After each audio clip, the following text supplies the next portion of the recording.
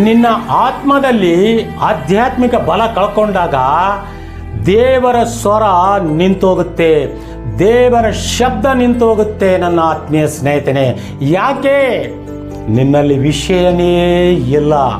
ನಿನ್ನ ಆತ್ಮದಲ್ಲಿ ಬಲ ಇದ್ದಾಗ, ನೀನು ದೇವರ ಸಂಗಡ ಬಲವಾಗಿ ಇದ್ದಾಗ ದಿನ ದಿನಗೂ ದೇವರ ಸ್ವರ ಕೇಳ್ತಾ ಇರ್ತೀಯ, ದೇವರ ಶಬ್ದ ಕೇಳ್ತಾ ಇರ್ತೀಯ ನನ್ನ ಆತ್ಮೀಯ ಸ್ನೇಹಿತನೇ. ಅದೇ ನಿನ್ನ ಆತ್ಮೀಯ ಜೀವಿತದಲ್ಲಿ ಸತ್ತಿದ್ದಾಗಿದ್ದರೆ, ಆತ್ಮೀಯ ಜೀವಿತದಲ್ಲಿ ನೀನು ಸತ್ತು ಹೋಗಿದ್ದರೆ ದೇವರ ಶಬ್ದ ನಿಂತೋಗುತ್ತೆ, ದೇವರ ಸ್ವರ ನಿಂತೋಗುತ್ತೆ. ಮಧ್ಯಾಹ್ನ ಸಮಯದಲ್ಲಿ ಕತ್ತಲು ಕವಿದ ಹಾಗೆ ಇರುತ್ತೆ. ಎಲ್ಲಿ ಹೋಗ್ಬೇಕೋ ಎಲ್ಲಿ ಇಲ್ಲೋ, ಎಲ್ಲೋ ಹೋಗಿ ಗಾಡಿ ಗುದ್ಕೊಂಡ್ಬಿಡ್ತೀಯ. ನಿನ್ನ ದರ್ಶನ ಸರಿಯಾಗಿರಬೇಕು. ನಿನ್ನ ಆಧ್ಯಾತ್ಮಿಕ ಸರಿಯಾಗಿದ್ದಾಗ, ನಿನ್ನ ಗುರಿ ಸರಿಯಾಗಿದ್ದಾಗ ದೇವರು ನಿನ್ನ ಸಂಗಡ ಇದ್ದು ನಿನ್ನ ಗುರಿ ಮುಟ್ಟಿಸುತ್ತಾನೆ. ಆಮೇನ್.